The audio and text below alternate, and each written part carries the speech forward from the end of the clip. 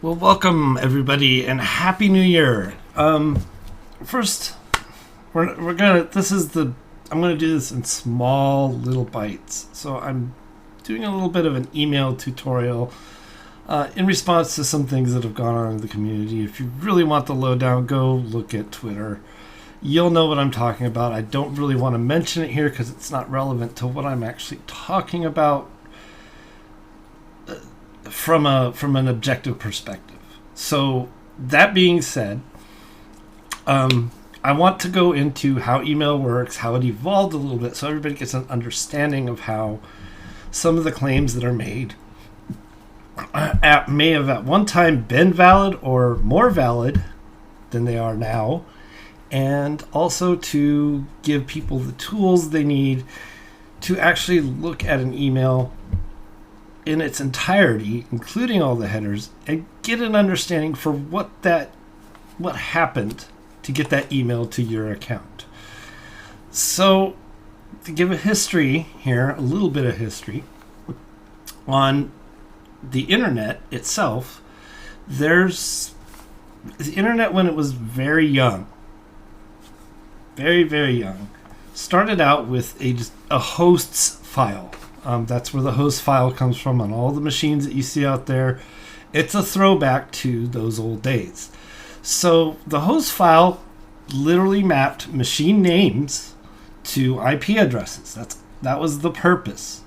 Because it's really, really hard to remember IP addresses because they're numbers. And it's a lot easier to remember machine names, particularly if you have somebody you're contacting and you have a well-known machine name for them to exist at. And that is the formal construction of an email address. The @ symbol is the separator. So the part before the @ symbol, most people already know all this, but I'm just kind of reviewing it, is the user's name. And the part after the @ symbol is a host name. Well, later on, when that host's file got completely unmanageable and people just, there were so many machines and it was really hard to keep it up to date. If you had to make a change, it had to go back to a central authority, and then you had to wait for them to push that change out to everybody else's computer. It got really, really, really hard to manage. So they came up with DNS, and DNS stands for Domain Name System. So what the domain name system does is it breaks down delegation of a database into local parts. So it's a distributed database. So you get a part, which is your domain, and you can put whatever you want in that part. You can list all your hosts and manage all your hosts within that part by yourself. And given the magic of how DNS works, other people can find that relatively easily and quickly. The updates don't take days or weeks, they take minutes instead. So, that being said, what does any of this have to do with how email actually works? Well, email's a funny thing because most people don't take email at a specific host. They want their email to be addressed to a server where it stores all their email and keeps it there for them so that they can log in and check it from any machine. So that being said, they came up with a concept of mail exchangers. And this was part of another protocol we're going to get into later called the SMTP service. SMTP stands for Simple Mail Transport Protocol. So when you're sending an email to Google, for example, Google has a list of machines that accept mail for all the Gmail accounts that are out there. Okay? So that's important to know. Another thing that's important to know is any services on the internet are numbered in the background. Just like there's hosts and IP addresses, there's services and port numbers. So those two pieces of information are important to know because otherwise communication could not occur. So that being said, let's get into it a little bit. Let me log into this virtual machine I set up, and I'll start showing you some nuts and bolts. This isn't going to be an extremely long string, but it is going to show you how these things go together. So if I'm going to, there's a tool out there called Dig, and if I want to see what the mail exchanges for a domain name is, I can find out by using Dig. And the mail exchange records are called MX in the DNS. That's the record type. It stands for mail exchange. And if I want to look at gmail.com, we can go ahead and do that. So you'll see there's more than one, okay? And there's a lot of information in here. The first part with all the semicolons in front of it, that's all comments thrown out by Dig. The information from Dig is designed to be used to administrate DNS itself. So this format is the same format used by a common DNS server known as bind. Okay, but that's not really important. Heat Shield, I have many virtual machines, but that's neither here nor there. So the first part there is the answer section. That's the important part. Okay, so you'll see gmail.com, and then you'll see the dot after it. That dot is implied. That's the root domain. So if I was a DNS server trying to find, and I didn't know anything about gmail.com, and I was trying to find an answer, I would have to look through from the right to the left to find gmail.com. So this is how it actually works. It goes from right to left. The most significant part is on the right. The next number is the time to live. Okay, and that's how many seconds this record is going to sit around there before I have to query it again to see if there's changes. So 721 seconds is an odd number. That's because I queried gmail.com before, and it's been sitting in my DNS cache for that long, whatever the original value is, and that's how many seconds are left. So if I query it again, you'll see it's 613. The next is the type of record, in this case internet, and then MX record, and then you'll see numbers and a list of machine names in google.com. A machine doesn't have to be part of a domain to handle mail for it. It can handle mail for theoretically any domain at all. We'll get into this problem this causes later and how it was solved. So the number is the priority, and just like we read right to left on the domain name, we read most significant is the lowest number. The least significant one is the highest number. Why is there more than one? Because if one is down, we still want that mail to go out and wait or get delivered through an alternate route to the box it's destined for. So those machines all take mail for gmail.com. So if we were going to try to send mail to this machine, our machine would use port 25. So Telnet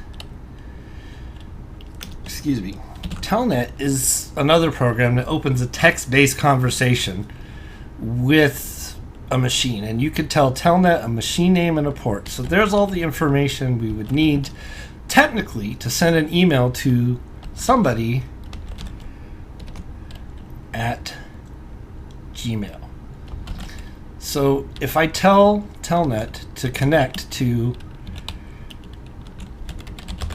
that machine there, gmail-smtp-in.l.google.com, I can leave the dot off because machines are smart enough to know not to know that that's the top. They'll search their local domain with that stuff in front of it, and then they'll they'll cut it off and they'll do the work for you. And then you have to know what port SMTP is on. Well, it turns out it's on port 25. If you don't put a port there, it'll try to use the regular telnet port, which if you remember the internet from the old days, you could actually log into machines with telnet. And it answers. It says, hey, 220 mx.google.com, ESMTP, some other information there that's probably not important to us at this moment in time. So we can actually connect to this machine and send an email. It's ready to take it. It's listening.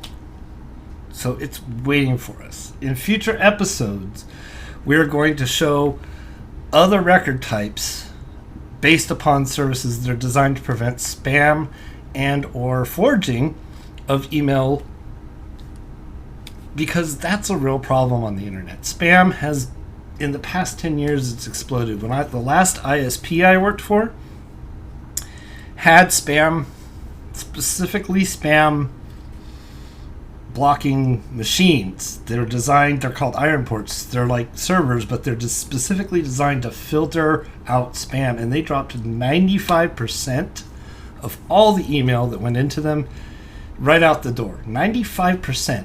And we did not get complaints of false negatives. We got spam through still. We never got anybody saying they couldn't get email from a legitimate source. So it's a serious problem. It really is. So I'm not going to go into the nuts and bolts of SMTP in this one, but that shows you how important DNS is. And DNS, being a distributed database, is actually used to help combat spam in a lot of ways, a lot of different ways. So I'm just going to go ahead and close this.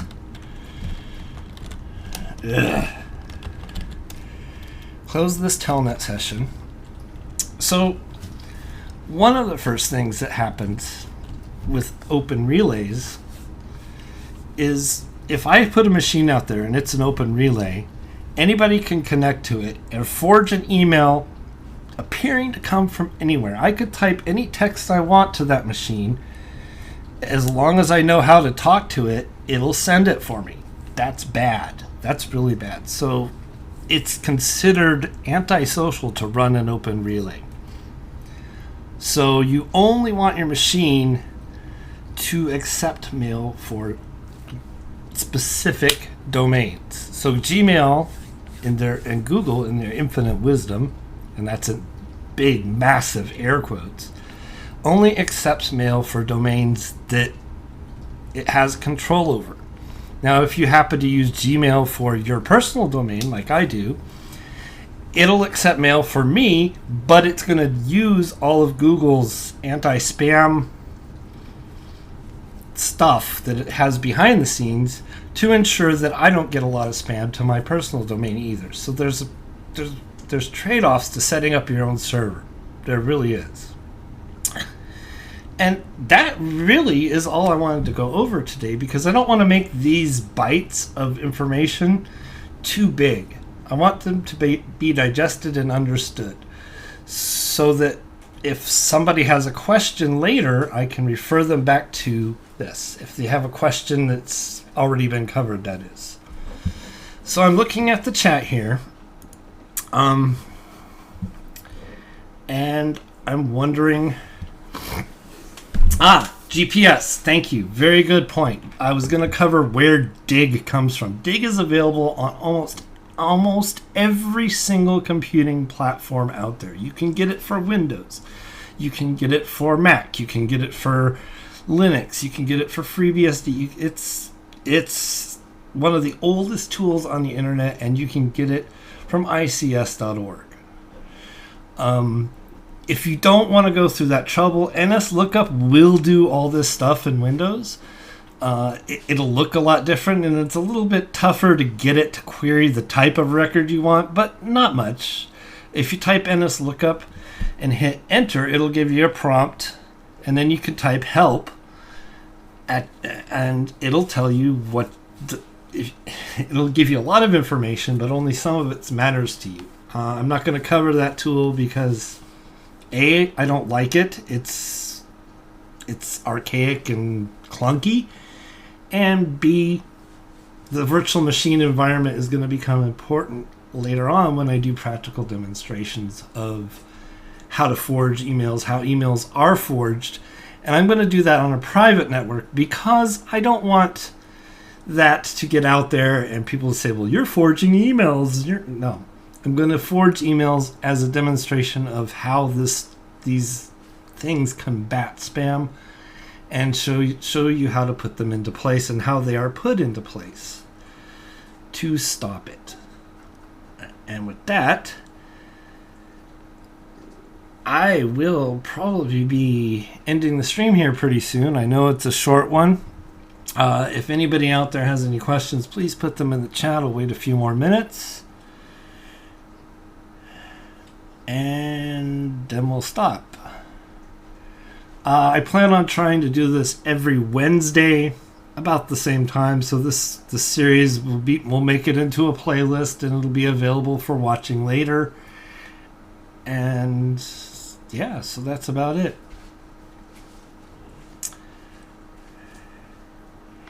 Coloring in penises. Mr. P, come on now. Why the fuck are you not a mod? That's a really good question. Let me see if I can address that issue here.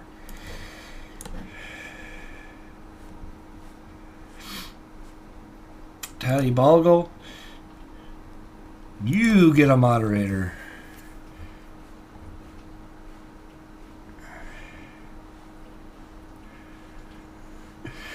Ilya Moon.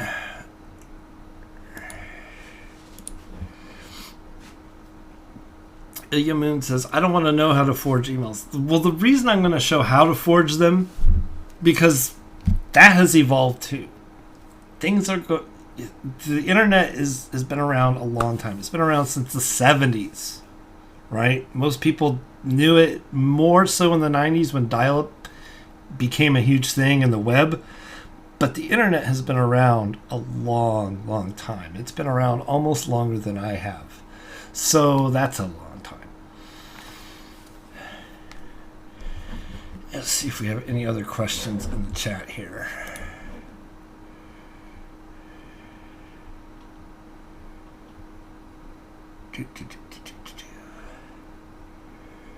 Get over here. I hate you. I don't see any additional questions in the chat. If you're watching this after the fact, I know some people in Discord were talking about that. Excuse me. We're talking about watching it later. If you're watching it after the fact, I will be monitoring the comments on these videos, and I will be answering them as they come in. So if you have any questions, please put them in the comment section. And my Patreon is listed in the description if you want to support me and like what I do, including this series and any productions that I'm currently or in the future doing. Please become a patron and support me. Most of the benefit is you like what I do and you want to support me, but there is the side benefit of having access to the private Patreon area on my Discord server as well.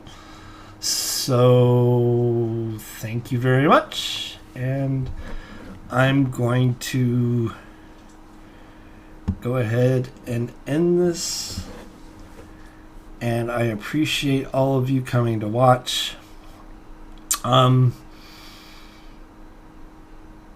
Taddy, you know you got my ear. You can always DM me questions too, people. So that, I'm out. Have a happy new year, and we'll see you on the Shills and Caffeine Corner and Pimp Monk. And in the future, hopefully soon, the Non Sequitur Show. Good evening.